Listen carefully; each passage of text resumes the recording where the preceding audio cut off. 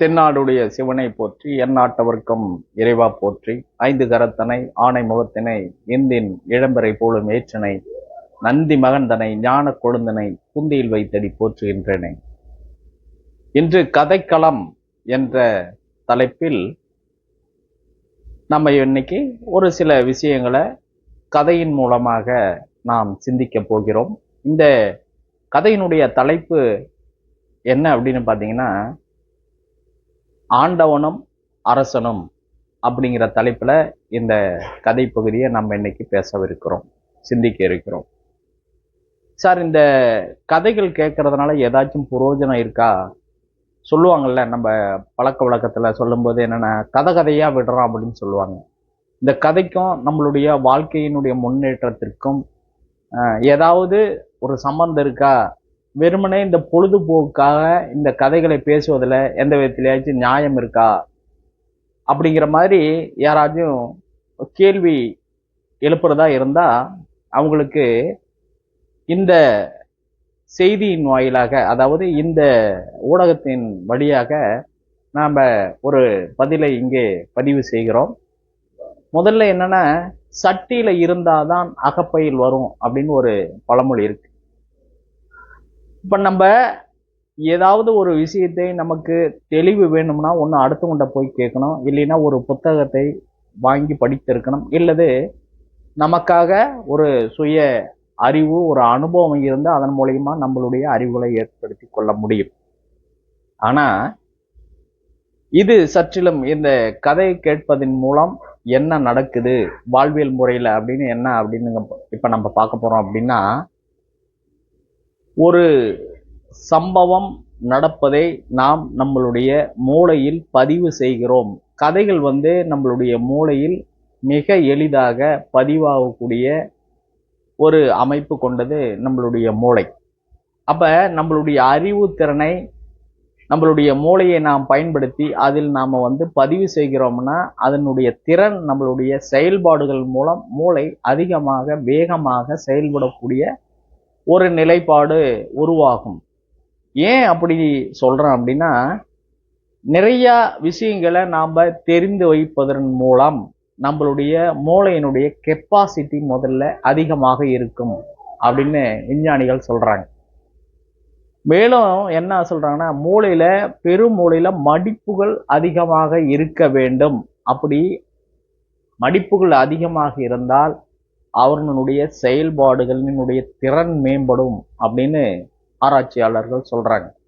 இப்ப நிறைய நல்ல விஷயங்களை, நல்ல செய்திகளை நம்மளது மூளையில் சேகரிக்கும் போது நாம் நல்ல ஒரு உயர்ந்த நிலைக்கு போவதற்கான வாய்ப்புகள் உண்டு. சமயத்திற்கு நம்மளுடைய மூளையினுடைய செயல்பாடுகள் நமக்கு வழிகாட்டுதல் என்ற அமைப்பில் இருக்கும். அப்ப ஏற்கனவே ஒரு விஷயம் நாம் பதிவு செய்திருக்கும் பொழுது நம்மளுடைய செயலுக்கு ஏற்ற எங்காவது நம்மளுக்கு ஒரு அறிவு தேவை, ஒரு ஞானம் தேவை, அந்த செயலினுடைய அனுபவம் தேவை என்னும் நேரத்தில் நம்மளுடைய மூளை அதனுடைய தரவுகளை நமக்கு ஞாபகத்திற்கு கொண்டு வந்து சேர்க்கும்.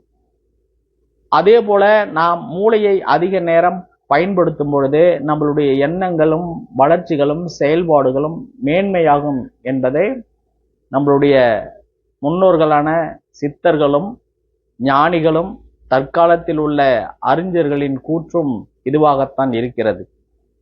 பொதுவா என்னன்னா, செவி வெளி கர்ணம் அப்படின்னு சொல்லுவாங்க. இந்த கதையை செவி வெளி கர்ணம் அப்படிம்பாங்க. கர்ணம் அப்படின்னா காரிய சித்தி அடைதல்னு பேரு. அதாவது சூரியன் சந்திரன், அதாவது வடகலை பிங்கலை, இந்த சுழுமுனை, இந்த வடகலை பிங்கலை அப்படின்னு சொல்லக்கூடிய சூரிய நாடி சந்திர நாடி அப்படின்னு சொல்றோம்லையா, நம்மளுடைய மூச்சு காற்று, அதுல எதுவுமே ஒரே பேலன்ஸ்டா இருக்காது. உங்களுக்கு வேலை செய்யும் போது ஆற்றல் தேவைப்படும் போது உங்களுக்கு சூரிய கலை அதிகமாக வேலை செய்யும் போது, மூச்சு வாங்கும் போது உங்களுடைய ஆற்றல் எனர்ஜி குறையும். அதே போல சந்திர கலையில் அப்படிங்கும்போது நாம மனதால், எண்ணத்தால், சிந்தனையால் நாம நிறைய விஷயங்கள் செய்யும் பொழுது அப்பயும் சிந்திக்கும் போது நம்மளுடைய எனர்ஜி லெவல் குறையும். அப்ப அந்த எனர்ஜி லெவல்லாம் நம்மளுக்கு குறையும் போது என்ன ஆகும் அப்படின்னா, நம்மளுடைய ஆக்சிஜனுடைய அளவு பற்றாக்குறை இந்த உடம்புக்கு தேவையான அளவு இல்லாத போகும். அப்ப அந்த நேரத்துல நம்மளுடைய அந்த ஆக்சிஜனுடைய அளவு குறையும் போது நம்மளுக்கு என்னன்னா ஒரு மன அழுத்தம், ஒரு சோம்பேறித்தனம், ஒரு எளிதில் எந்த விஷயத்தையும் செய்யக்கூடிய ஒரு முயற்சியின்மை போன்ற காரியங்கள் நம்மளுடைய செயல்பாட்டில் இருக்கும். சோம்பேறித்தனம் அதிகமாக இருக்கும். எதையும் சீக்கிரமா நம்ப மாட்டோம். நம்பினா அதற்கு கூட செயல்பட முடியாது. ஒரு இணக்கமான ஒரு சூழ்நிலை உருவாவது போன்றதெல்லாம் இந்த மூச்சு காற்றினுடைய அடிப்படையில் இருக்கு. ஆக இந்த கர்ணம் அப்படிங்கிறத கேட்கும்போது அந்த கர்ணம் அப்படிங்கிறது சுழுமுனையா நம்ம வச்சுக்கலாம். இதெல்லாம் பேலன்ஸ்டு ஆகக்கூடியது. இப்ப ஒரு பித்தகரஸ் தேற்றத்துல சொல்லும்போது என்ன சொல்றாங்க, அந்த பித்தகரஸ் தேற்றத்தினுடைய அடிப்படை தான் நம்மளுடைய வாழ்வியல் முறையும் அமைந்திருக்கிறது என்பதை நாம புரிஞ்சுக்கணும். அப்ப பேலன்ஸ்டா இருக்கணும் அப்படின்னா நிறைய விஷயங்கள், நிறைய செய்திகள் நமக்கு தெரிந்திருந்தால் நம்ம முதல்ல ஆவேசப்பட மாட்டோம், உணர்ச்சி வசப்பட மாட்டோம். அப்போ உணர்வுகளுக்கு நம்ம முக்கியத்துவம் கொடுப்போம், உணர்ச்சிக்கு முக்கியத்துவம் நம்ம கண்டிப்பா கொடுக்க மாட்டோம். அப்ப ஒரு மனிதன் உணர்வுகளுக்கு முக்கியத்துவம் கொடுக்கும் போது அவன் சிந்திக்கிறான் அப்படின்னு அர்த்தம். உணர்ச்சிக்கு ஒருத்த முக்கியத்துவம் கொடுத்தானா அவன் சிந்திக்க மாட்டான், பின்னாடி வருத்தப்படுவான் அப்படிங்கிறத தான் பார்க்கணும். இதை நம்ம அடுத்த வீடியோல ஒரு ஹார்மோன் சுரப்பி இருக்கு, அமைக்லா அப்படின்னு, அந்த ஹார்மோன் சுரப்பியை பத்தி நம்ம அடுத்தடுத்த வீடியோக்குள்ள நம்ம பேசுவோம். இப்ப இந்த கதைக்குள்ள நம்ம போவோம். அரசனும் ஆண்டவனும் அரசவனும் அப்படிங்கிறது தான் இந்த கதையினுடைய தலைப்பு. இந்த கதையினுடைய தலைப்பு எதை பத்தி சொல்லுது அப்படின்னா, ஒரு மன்னன், ஒரு ஆண்டவன். இது ஆண்டவனை நம்ம பார்க்க முடியாது, ஆனா அவனுடைய அருளை நாம் கண்டிப்பா பெறலாம். அதே போல அரசன் கிட்ட நாம பொருளை வாங்கலாம், அதே சமயத்துல அதை அனுபவிக்கக்கூடிய பாக்கியம் நம்மளுக்கு அருளா இருக்கணும். அந்த அருள் தான் பொருள் இருக்கலாம், ஆனா அதை அனுபவிக்கக்கூடிய அருள் இல்லாத போது மனிதன் வாழ்க்கையில கஷ்டப்படுவான், துன்பப்படுவான், வேதனைப்படுவான். இது எல்லாமே நடக்கும். அந்த அடிப்படையில தான் இன்னைக்கு நம்ம இந்த கதையை பார்க்க போறோம். ஒரு நாட்டினுடைய மன்னர் நகர்வலம் போகிறார். நகர்வலம் போகும்போது அவர் 2 பிச்சைக்காரர்களை பார்க்கிறார்.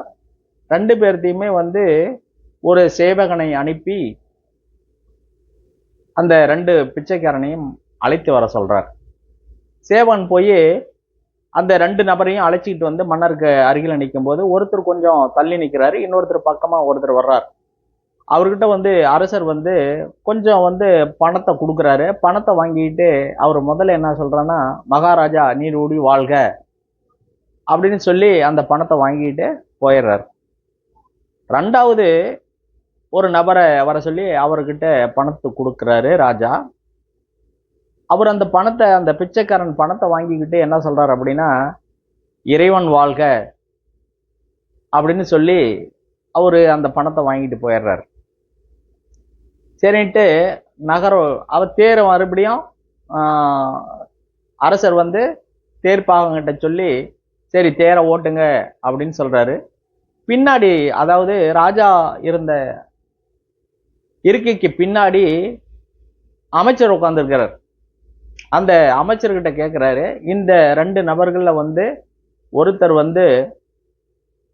ராஜா வாழ்கன்னு சொல்றாரு, இன்னொருத்தர் இறைவன் வாழ்கன்னு சொல்றாரு. இதுல பணம் நான் கொடுத்தேன், ஆனா என்ன வாழ்த்துறதை விட்டுட்டு அவர் இப்படி சொல்றாரு அப்படின்னு சொல்லி 2 பேர்த்துக்குள்ள ஒரு உரையாடல் நடக்கு. அப்ப இதுல ராஜா பெரியவனா, கொடுத்த நான் பெரியவனா இல்லையா அப்படிங்கிறது அவனுக்கு புரியாம அவன் இறைவனுடைய பெயரை சொல்றானே அப்படின்னு சொல்லும் பொழுது அமைச்சர் என்ன சொல்றாரு அப்படின்னா, கொடுத்தது நீங்களா இருக்கலாம், ஆனா அதை அனுபவிக்கக்கூடிய அருள் ஆண்டவன் தான் கொடுக்கணும் அப்படின்னு சொல்லும்போது, அது எப்படி நான் தான் கையில காசு கொடுத்துட்டேன், அதை அனுபவிக்க போறான், இதுல என்ன பெரிய ஆண்டவன் இங்க எங்க குறுக்க வராரு அப்படின்னு சொல்லி அமைச்சர்கிட்ட கேட்கும்போது, இதற்கு என்னால ஒரு விளக்கம் தர முடியாது, ஆனாலும் அந்த பாக்கியத்தை இறைவன் கொடுத்தாதான் அதை அனுபவிக்க முடியும் அப்படிங்கிறதுல நான் மேலும் ரொம்ப உறுதியான கருத்தா இருக்கேன் அப்படின்னு இந்த அமைச்சர் சொல்றாரு. சரி, இந்த வாக்குவாதத்தை அதாவது அந்த உரையாடல் கொஞ்சம் வாக்குவாதமா மாறுது. ஒரு கட்டத்துல வந்து மன்னர் கொஞ்சம் உணர்ச்சி வசப்பட்டுறார். சரி, இத நாம வந்து ஆண்டவனா அரசனா அப்படிங்கிறத ஒரு பரிசிட்டம் பண்ணி பார்த்துருவோம் அப்படிங்கிற தன்மையில என்ன பண்றாரு அப்படின்னா, இவங்க 2 பேர்த்தையும் மட்டும் கூப்பிடாம ஊர் மக்களை எல்லாம் வர சொல்லி, மன்னர் வந்து வருகின்ற ஞாயிற்றுக்கிழமை வந்து அனைவருக்கும் வந்து பொதுமக்களுக்கு வந்து ஒரு ஆடை, உடை மற்றும் பொருள், தானியம் இதெல்லாம் வந்து கொடுக்கறதாவும் ஒரு தண்டூரா போட சொல்றாரு ராஜா. மந்திரி கிட்ட சொல்றாரு. மந்திரி உடனே வந்து ஒரு ஓலையை எழுதி அனுப்புறாரு தண்டூரா போடுறவங்கிட்ட. அப்ப இதுவெல்லாம் நகரம் முழுதும் இந்த தண்டூரா போய் சேருது. மன்னர் வந்து அமைச்சர்கிட்ட குறிப்பா சொல்றாரு, அந்த 2 பேர்த்தையும் வர சொல்லுங்க, கண்டிப்பா அவங்களுக்கு தனியா ஆள் அனுப்பி வர சொல்லுங்க அப்படின்னு சொல்றாரு. சரி அப்படின்னு இந்த அந்த நகரம் முழுதும் தண்டூரா போடப்படுகிறது. அந்த 2 பிச்சைக்காரர்களுக்கும் நேர்லயே அந்த சேவகன் போய் நேர்லயே சொல்லிட்டு வர்றாரு, இந்த மாதிரி சமாச்சாரம் மன்னர் வர சொல்லியிருக்காரு, வாங்க அப்படின்னு சொல்றாரு. ஞாயிற்றுக்கிழமை மக்கள் எல்லாம் வந்துட்டாங்க. ஒரு 10-11 மணி அளவுல ஒரு மிகப்பெரிய ஒரு கூட்டம். மந்திரி வந்து அரசர்கிட்ட சொல்றாரு, எல்லாரும் வந்துட்டாங்க, கூட்டம் அதிகமா இருக்கு அப்படின்னு சொல்றாரு. உடனே ராஜா அந்த நின்ன ஒரு மாளிகையில நிற்கக்கூடிய உப்பரி அப்படின்னு சொல்லக்கூடிய இடத்துல நின்று, பொதுமக்கள் அனைவரும் நிதானமாக உணவை உண்ணுங்கள், உணவு எல்லாத்துக்கும் ஏற்பாடு செய்யப்பட்டு இருக்கிறது அப்படின்னு சொல்லி எல்லாத்துக்கும் சாப்பாடு போட சொல்றாரு மகாராஜா. எல்லாத்துக்கும் வடை பாயாசத்தோட சாப்பாடு வெகு ஜோரா நடக்குது. எல்லாரும் சாப்பிட்டாங்க. ஒரு 12 மணி வாக்குல ஒரு அமைச்சர் வந்து என்ன சொல்றாருன்னா, மகாராஜா இப்ப வந்து எல்லாத்துக்கும் வந்து தான தர்மங்களை வழங்குவார் அப்படின்னு சொல்றாரு. சிறிது நேரம் கழிச்சு எல்லாரும் வரிசையில நின்று அந்த காவலர்கள் வந்து எல்லாத்தையும் வரிசையை ஒழுங்குபடுத்தி வைக்கிறாங்க. மன்னரும் அரசனும் வராரு. எல்லாத்துக்கும் வந்து ஆடை, ஒரு சிலருக்கு வந்து துணிமணி, ஒரு சிலருக்கு வந்து தானியங்கள், ஒரு சிலருக்கு வந்து பொண்ணு, இப்படி பல வாக்குல கொடுத்துக்கிட்டு இருக்காரு. இந்த 2 நபர்களை வருகிறார்கள்னா பாக்குறாரு. அந்த சமயத்துல அந்த ராஜாவுடைய பெயரை சொல்லி வந்தவன் முதல்ல வரான். அவனுக்கு வந்து ராஜா வந்து துணி பொருள்கள் எல்லாம் கொடுத்து ஒரு பூசணிக்காயும் கொடுத்து அனுப்புறாரு. அதே போல சிறிது நேரம் கழிச்சு, 1 மணி நேரம் கழிச்சு இறைவனுடைய பெயரை சொல்லி அரசனிடம் அந்த பணத்தை வாங்கிய நபரும் வர்றாரு. அவர்கிட்ட வந்து பொண்ணும் பொருள் எதுவும் கொடுக்கல, தானியங்கள் கொடுக்குறாரு, கொஞ்சம் ஆடைகளை கொடுத்து அவரை அனுப்பி விட்டுறாரு. இது இந்த நிகழ்வு நடந்துருது. இதை பத்தி ஒன்றும் பெருசா அப்போது மன்னர் எதுவும் நினைச்சுக்கல, பல வேளையில மூழ்கிட்டாரு. ஒரு 4-5 மாதம் கழிச்சு அவர் மறுபடியும் நகர்வலம் போறார்.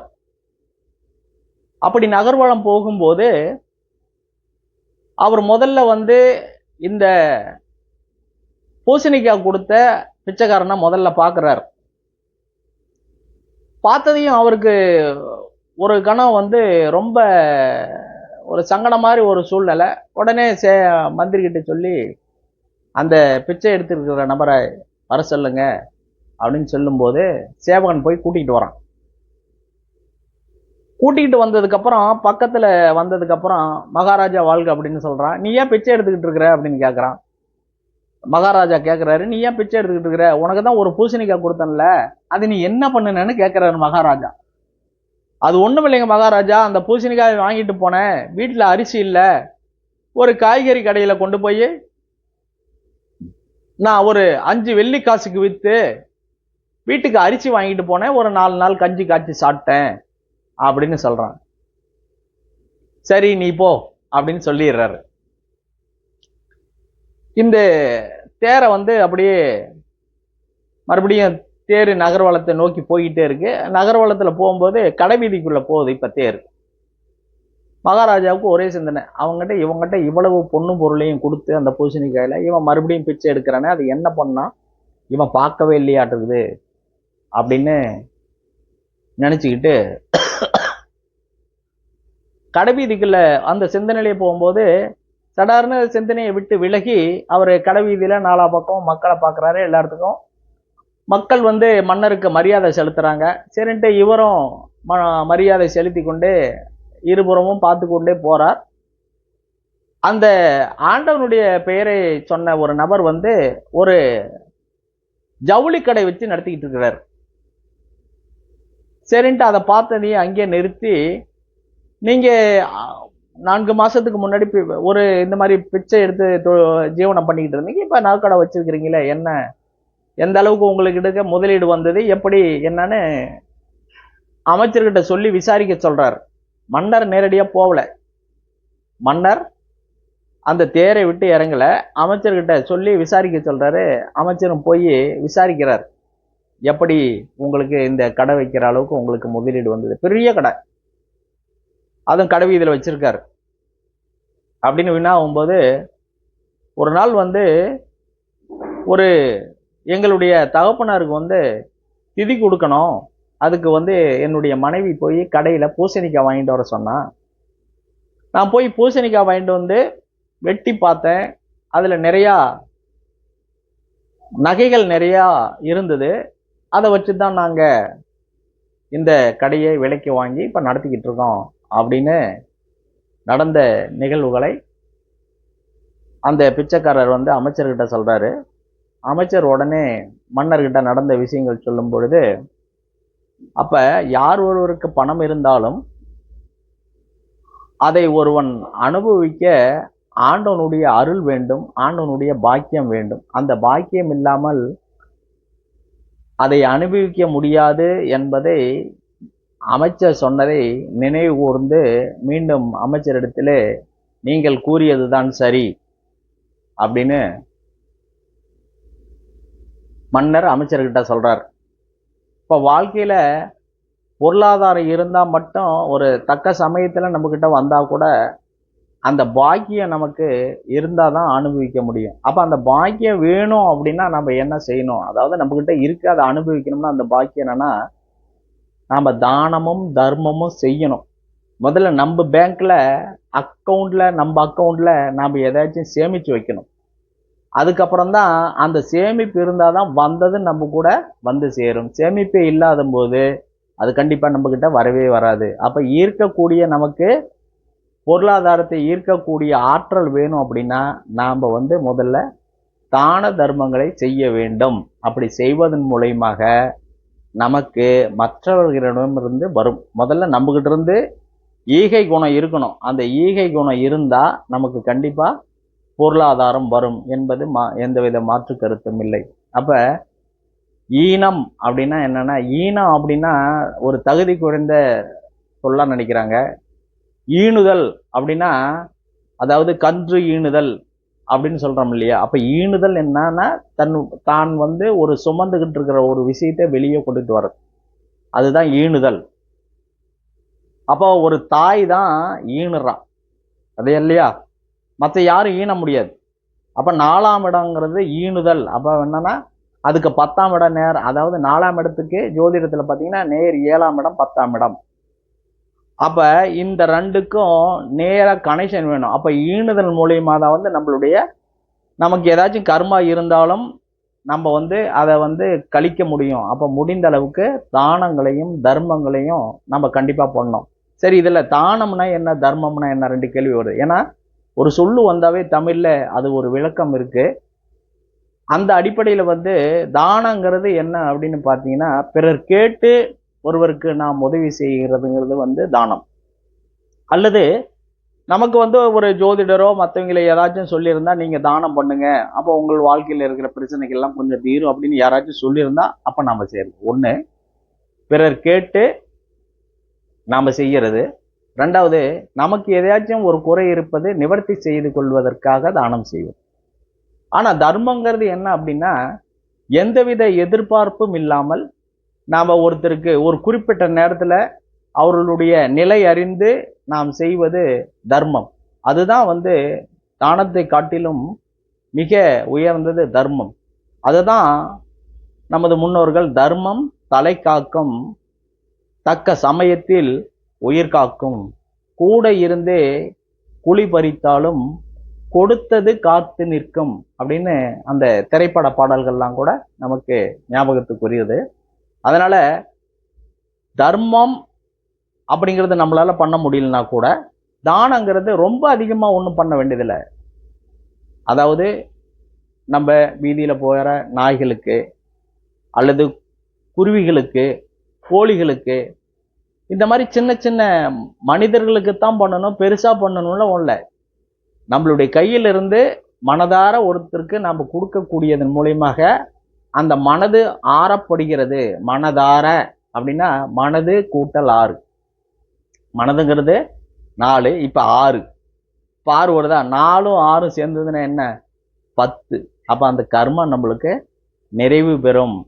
அப்ப 6ன்னு ஒரு மனிதனுக்கு வந்துட்டாவே மிகப்பெரிய ஒரு பிரச்சனை இருக்கு நமக்கு. ஆத்த கடக்கணும்னா சரியான முறை நம்மளுக்கு தெரிஞ்சிருக்கணும், படகு செலுத்த தெரிஞ்சிருக்கணும், அல்லது படகு செலுத்தும் போது சரியான சுழல்ல மாட்டிக்காம போகணும் ஆத்த கடக்கும் போது. அந்த மாதிரி 6ங்கிறது மிகப்பெரிய ஒரு தன்மையை குறிக்கக்கூடியது. அப்ப தானம் தர்மங்கள் செய்வதன் மூலமாக நம்மளுடைய பேங்க் பேலன்ஸை கண்டிப்பாக உயர்த்த முடியும். பேங்க் பேலன்ஸ்னா என்னது அப்படின்னு பார்த்தீங்கன்னா, நம்ம வங்கியில போற பணம் கிடையாது, நம்மளுடைய கர்மாக்களை குறைக்கக்கூடியது அப்படிங்கிறது இந்த இடத்துல. கர்மா நம்மளுக்கு குறைஞ்சதுன்னா என்ன? ஆட்டோமேட்டிக்கா சந்தோஷம் வந்துடும். அப்ப சந்தோஷங்கிறத கூட ஒரு தோஷமா தான் சொல்றாங்களே தவிர, அதுக்கும் அதுவும் ஒரு தோஷங்கிறது தான். அதாவது தோஷம்ங்கிறத எவ்வளவு அழுத்தம் திருத்தமா சந்திக்கிற ஒரு இடம் சந்தோஷம். அவ்வளவு அதை சந்திச்சுட்டு தான் போறோம். நிலையானதா யாருக்கு சந்தோஷம்? யாருக்காச்சும் நிலையா இருக்கா? நம்ம பார்த்துருக்கோமா? இல்லவே கிடையாது. அப்ப சந்திக்கிற இடத்துல ஒரு தோஷம் வருது, அது குறிப்பிட்ட நேரத்துல அனுபவிச்சுட்டு போறோம், அவ்வளவுதான். வாழ்நாள் பூரா நம்ம சந்தோஷத்தை அனுபவிச்சது யாருமே கிடையாது. அந்த அடிப்படையில இன்னைக்கு ஆண்டவனும் அரசனும் என்ற தலைப்புல நாம இன்னைக்கு இந்த பதிவை பார்த்தோம். நன்றி. மீண்டும் ஒரு நல்ல பதிவில் பார்ப்போம். அடியேன் உபயம் வேலு சிவா. நான் நவசக்தி ஜோதிட குழுன்னு மாதாந்திர கருத்தரங்கள்லாம் நடத்திக்கிட்டு வரேன். என்னுடைய கருத்தரங்கள் ஒவ்வொரு ஆங்கில மாதத்திலும் முதல் சனிக்கிழமை நடைபெறும். இந்த நிகழ்ச்சி அந்த ஜோதிட அந்த குழுவினுடைய கருத்தரங்கம் அஸ்வின் பக்தி சேனல்ல ஒளிபரப்பாகும்.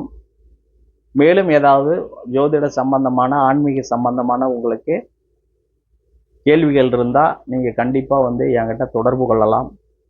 என்னுடைய அலைபேசி எண் 95 85 32 80 32. தொடர்ந்து எனது வீடியோக்களை கண்டு வாருங்கள். நல்ல பல தலைப்புகளில் நான் உங்களுக்கு நல்ல பல கருத்துக்களை ஜோதிடம் சார்ந்ததும், ஆன்மீகம் சார்ந்ததும், அறிவியல் சார்ந்ததும், உடல் கூறு சார்ந்த விஷயங்களையும் நிறைய படிப்போம் என்று கூறி மீண்டும் ஒரு பதிப்பில் சந்திப்போம். வாழ்க வளமுடன், வாழ்க வையகம்.